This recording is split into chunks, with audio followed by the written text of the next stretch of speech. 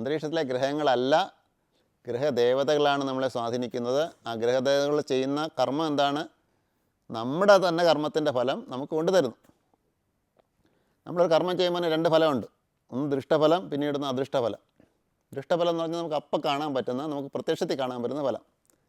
മറ്റൊന്ന് അദൃഷ്ടഫലം. ആ ഫലം നമ്മൾ ഒരിക്കലും കാണുന്നില്ല. അതെപ്പോൾ വരും, എങ്ങനെ വരും നമുക്ക് അറിഞ്ഞുകൂടാ. കാരണം നമ്മളൊരു കർമ്മം ചെയ്യാന്ന് പറഞ്ഞാൽ പ്രകൃതിയിൽ എന്തെങ്കിലും ചെറിയ മാറ്റം ഉണ്ടാക്കുകയാണ്. നമ്മളിപ്പം കാട് വെട്ടിത്തെളിച്ച് കൃഷി ചെയ്യുന്നു. സാധാരണ നമ്മളൊരു കൃഷി ആരംഭിക്കുമ്പോൾ, പുതുതായിട്ട് സ്ഥലത്ത് കൃഷി ചെയ്യുമ്പോൾ അവിടെയുള്ള കാടെല്ലാം വെട്ടിത്തെളിച്ച് കൃഷി ചെയ്യണം. അപ്പോൾ കാട് വെട്ടിത്തെളിച്ച് കൃഷി ചെയ്യുമ്പോൾ കുറേ മരങ്ങൾ നശിച്ചു പോകുന്നു. അവിടെയുള്ള ജീവജാലങ്ങൾ കുറേ നാശനഷ്ടങ്ങൾ സംഭവിക്കുന്നു. അവിടുത്തെ എക്കോളജിക്ക് മാറ്റം ഉണ്ടാകുന്നു. അവിടുത്തെ പരിസ്ഥിതിക്ക് മാറ്റം ഉണ്ടാകും. അപ്പോൾ ഈ മാറ്റങ്ങളുടെ പരിണതഫലം എന്താണ് എന്ന് നമുക്ക് അപ്പം അറിയാൻ പറ്റുന്നില്ല. കാരണം നമ്മളിപ്പോൾ അറിയാം, നമ്മുടെ കേരളത്തിൻ്റെ എന്ന ചരിത്രം നമ്മൾ നോക്കുകയാണെങ്കിൽ കേരളത്തിൽ എത്രയോ കാവും കുളവും ഉണ്ടായിരുന്നു. ഈ കാവും കുളവും നമ്മൾ ഒരു കാലത്ത് വലിയ അനധിവിദൂര ഭാവിയിലൊന്നും ആയിരുന്നില്ല, ഭൂതകാലത്തിലൊന്നും ആയിരുന്നില്ല, വളരെ കാലങ്ങൾക്ക് മുമ്പൊന്നും ആയിരുന്നില്ല. നമ്മുടെ മുൻ തലമുറയിൽ തന്നെ ഇത് മുഴുവൻ ഈ കാടെല്ലാം വെട്ടി തെളിച്ച് അവിടെല്ലാം കൃഷി ചെയ്യുകയാണെങ്കിൽ, കപ്പയിടുകയാണെങ്കിൽ അത്രയും നന്നായിരിക്കും എന്ന് വിചാരിക്കുന്ന കാലഘട്ടം ഉണ്ടായിരുന്നു. അതിനെ പുരോഗമനമായിട്ട് കണ്ടിരുന്നൊരു ഒരു കാലഘട്ടം നമുക്കുണ്ടായിരുന്നു. അപ്പോൾ അനേകം വീട്ടിലുള്ളവർ, പുതിയ തലമുറക്കാരെല്ലാവരും തന്നെ ഈ കാവും കുളവും എല്ലാം വെട്ടി നികത്തുന്നതിലാണ് ഉത്സാഹം കാണിച്ചിരുന്നത്. അപ്പോൾ അവിടെ അത് വെട്ടി നിരത്തി അവിടെ കൃഷി ചെയ്തു. അങ്ങനെ ചെയ്തപ്പോൾ അതൊരു കർമ്മമാണ്, ഒരു ക്രിയയാണ്. ആ കർമ്മം ചെയ്യുമ്പോൾ അതിൻ്റെ ഫലം എന്താണ്? ഇമ്മീഡിയറ്റ് അപ്പോൾ തന്നെ കിട്ടുന്ന ഫലം എന്താണ്? പ്രത്യക്ഷത്തിൽ ദുഷ്ടഫലം എന്താണ്? കാട് പിടിച്ചിടുന്നൊരു സ്ഥലത്ത് നമ്മൾ കൃഷി ചെയ്ത് ആദായം ഉണ്ടാക്കി. അപ്പോൾ നമുക്ക് അതിൽ നിന്ന് കുറച്ച് വിഭവങ്ങളെല്ലാം കിട്ടി.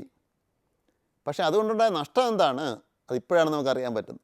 കാവുകൾ നഷ്ടപ്പെട്ടതുകൊണ്ട് എന്താണ് നഷ്ടം ഉണ്ടായത്? കുളങ്ങൾ നഷ്ടപ്പെട്ടതുകൊണ്ട് എന്താണ് നഷ്ടം ഉണ്ടായത്? കേരളത്തെ പോലെ ഇത്രയധികം നദികളുള്ള, ഇത്രയധികം നല്ല മഴയുള്ള, നല്ല കാലാവസ്ഥയുള്ള നാട്ടിൽ എങ്ങനെയാണ് ജലക്ഷാമം ഉണ്ടായത് എന്ന് നമുക്ക് മനസ്സിലാക്കാൻ വർഷങ്ങൾ കഴിയേണ്ടി വന്നു. ആ ചെയ്യുന്ന സമയത്ത് നമുക്ക് മനസ്സിലാക്കാൻ സാധിച്ചില്ല. മനസ്സിലാക്കിയിരുന്നെങ്കിൽ ചെയ്യത്തില്ലായിരുന്നു. അപ്പോൾ അതേപോലെ എല്ലാ കർമ്മത്തിനും നമ്മളൊരാൾ സംസാരിക്കുമ്പോഴും പെരുമാറുമ്പോഴും എല്ലാം തന്നെ നമ്മുടെ വാക്കും പ്രവൃത്തിയെല്ലാം മറ്റുള്ളവരിൽ ഒന്നിൽ ഒരു സന്തോഷം, ശാന്തി കൊടുക്കുന്നുണ്ട്, അല്ലെങ്കിൽ ദുഃഖം ഉണ്ടാക്കുന്നുണ്ട്, കഷ്ടപ്പാടുണ്ടാക്കുന്നുണ്ട്, ദുരിതം ഉണ്ടാക്കുന്നുണ്ട്. ഒരാൾ സമ്പന്നനായി വളർന്നു വരണമെങ്കിൽ ആരുടെയെങ്കിലുമൊക്കെ സമ്പത്ത്, ആരുടെയെങ്കിലുമൊക്കെ അധ്വാനം ചൂഷണം ചെയ്യാതെ അയാൾക്ക് സാധിക്കില്ല സമ്പത്തിന് വളർന്നു വരാൻ. അപ്പോൾ ഒരാളുടെ വളർച്ചയുടെ പിന്നിൽ മറ്റൊരാളുടെയെങ്കിലും തളർച്ചയുണ്ട്, മറ്റൊരാളുടെയെങ്കിലും ക്ലേശമുണ്ട്, മറ്റുള്ളവരുടെ വിയർപ്പുണ്ട്, മറ്റുള്ളവരുടെ കണ്ണീരുണ്ട്. അപ്പോൾ അതിൻ്റെ ഫലങ്ങളുണ്ട്. ആ ഫലങ്ങളും കൂടി ഇയാൾ അനുഭവിച്ചേ പറ്റുള്ളൂ. ആ സമ്പത്തിൻ്റെ സുഖങ്ങൾ മാത്രം അനുഭവിച്ചാൽ പറ്റില്ല. അപ്പോൾ അതേപോലെ എല്ലാ കർമ്മങ്ങൾക്കും പിന്നിലും 2 ഫലങ്ങളുണ്ട്, ദൃഷ്ടഫലവും അദൃഷ്ടഫലവും. ഒരു പക്ഷേ നമുക്ക് ദൃഷ്ടഫലത്തെക്കുറിച്ച് നമുക്ക് പറയാൻ പറ്റും, എന്ന സമയത്ത് ഇന്ന ഫലം കിട്ടും നമുക്ക് പറയാൻ പറ്റും. ഒരു കൃഷി വിത്തിട്ടാണെങ്കിൽ ഇത്ര കാലം കഴിയുമ്പോൾ അതിന് വിളവ് കിട്ടും നമുക്ക് പറയാൻ പറ്റും. അനുകൂലമായ കാലാവസ്ഥയും മറ്റു കാര്യങ്ങളൊക്കെ ആണെങ്കിൽ ആ വിളവ് ആ സമയത്ത് കിട്ടിയെന്നും ഇരിക്കും. അങ്ങനെ അല്ലാതെ വരാം, ഈ പറഞ്ഞ കൊടുങ്കാറ്റ് വരാം, പേമാരി വരാം, സുനാമി വരാം, എന്ത് സംഭവിക്കാം. അത് മറ്റൊരു ഘടകം, അതവിടെ ഇരിക്കട്ടെ. അല്ലെങ്കിൽ അത് ആ പറയുന്ന സമയത്ത് പറഞ്ഞ് നമുക്ക് കിട്ടും. പക്ഷേ അദൃഷ്ടഫലത്തെ നമുക്ക് ആർക്കും നിർവചിക്കാൻ പറ്റില്ല. അതെപ്പോഴും എങ്ങനെ ഫലം കിട്ടുമെന്ന് പറയാൻ പറ്റില്ല. നിങ്ങളൊരാളെ ഒരു കൊലപാതകം ചെയ്തു, അല്ലെ മോഷണം നടത്തി, അപ്പം തന്നെ പോലീസ് പിടിച്ചു കൊള്ളണമെന്നില്ല. ചിലപ്പോൾ എത്രയോ വർഷം കഴിഞ്ഞിട്ടായിരിക്കും പോലീസ് പിടിക്കുന്നത്. ചിലപ്പോൾ എത്രയോ വർഷം കഴിഞ്ഞിട്ടായിരിക്കും ഇത് കൊലപാതകമായിരുന്നു എന്ന് അവർ തിരിച്ചറിയുന്നു. അപ്പോൾ എപ്പോഴും നമുക്ക് അതിൻ്റെ ഫലം നമുക്ക് നമ്മുടെ മേൽ വന്ന് പതിക്കാം. എപ്പോൾ വരും, എങ്ങനെ വരും നമുക്ക് ആർക്കും പറയാൻ ഒരു പൊതു നിയമങ്ങളൊന്നുമില്ല. അപ്പോൾ അതുകൊണ്ട് നമ്മുടെ പൂർവികന്മാരെന്ത് പറഞ്ഞു? ഇതെല്ലാം നിയന്ത്രിക്കുന്നത്, നമ്മൾ കർമ്മം ചെയ്യുമ്പോൾ അതിൻ്റെ ഫലങ്ങളെല്ലാം നമുക്ക് തരുന്നത് ചില ദേവതാശക്തികളാണ്. ആ ദേവതാശക്തികളുടെ കയ്യിലാണ് ഫലം വെച്ചിരിക്കുന്നത്. ആ സമയത്താകുമ്പോൾ അവർ കൊണ്ട് തരും. ഇപ്പോൾ നമ്മളൊരു ക്ലാസ്സിൽ പഠിക്കാൻ പോകുന്നു. നമ്മൾ സാധാരണ സ്കൂളിൽ പഠിക്കാൻ പോകുമ്പോൾ പല വിഷയങ്ങൾ പഠിക്കാനുണ്ടാകും. അപ്പോൾ ഇന്ന് ഇംഗ്ലീഷിൻ്റെ പീരീഡാണ്. കഴിഞ്ഞ ദിവസം ഇംഗ്ലീഷിൻ്റെ സാറൊരു ഹോംവർക്ക് ഇട്ടിരുന്നു. അപ്പോൾ ഇംഗ്ലീഷിൻ്റെ പീരീഡിൽ മാത്രമേ ചോദിക്കത്തുള്ളൂ ഇംഗ്ലീഷിൻ്റെ ഹോംവർക്ക് ചെയ്തോന്ന്. ഇംഗ്ലീഷിൻ്റെ പീരീഡിൽ കണക്കിൻ്റെ ഹോംവർക്ക് ചെയ്തോന്ന് ചോദിക്കത്തില്ല. കണക്കിൻ്റെ പീരീഡിൽ കണക്കിൻ്റെ ഹോംവർക്ക് ചെയ്തോന്ന് ചോദിക്കും. അപ്പോൾ അതിന് ചെയ്തില്ലെങ്കിൽ അതിനുള്ള ശിക്ഷ കിട്ടും, അല്ലെങ്കിൽ നമ്മൾ നല്ല മാർക്ക് വാങ്ങിച്ചിട്ടുള്ള അതിന് അനുമോദനം കിട്ടും.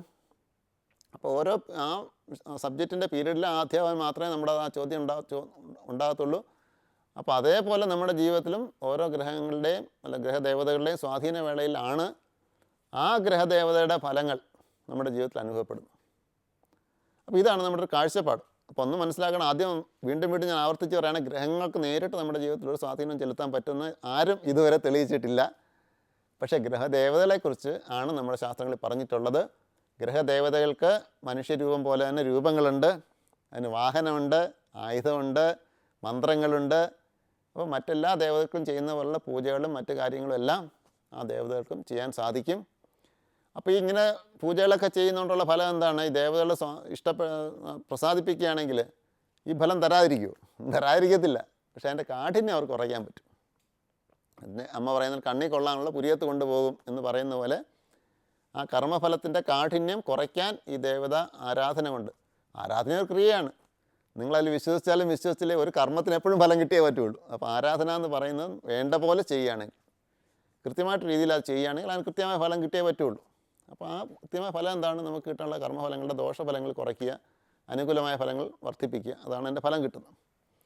അപ്പോൾ ഈ ഗ്രഹദേവതകൾക്ക് ഇങ്ങനെ ഒരു സ്വാധീനമുള്ളതായിട്ട് നമ്മുടെ ആചാര്യന്മാർ പറഞ്ഞിട്ടുണ്ട്. അങ്ങനെ അതിനെ അടിസ്ഥാനപ്പെടുത്തിയിട്ട് വികസിപ്പിച്ചെടുത്തിട്ടുള്ളതാണ് ജ്യോതിഷം എന്ന് പറയുന്ന ശാസ്ത്രം. ആ ജ്യോതിഷത്തിൽ പറയുന്ന കാര്യങ്ങൾ ശരിയോ തെറ്റോ എന്ന് നമ്മൾ ജീവിതത്തിൽ പരീക്ഷിച്ച് നോക്കിയാൽ മതി.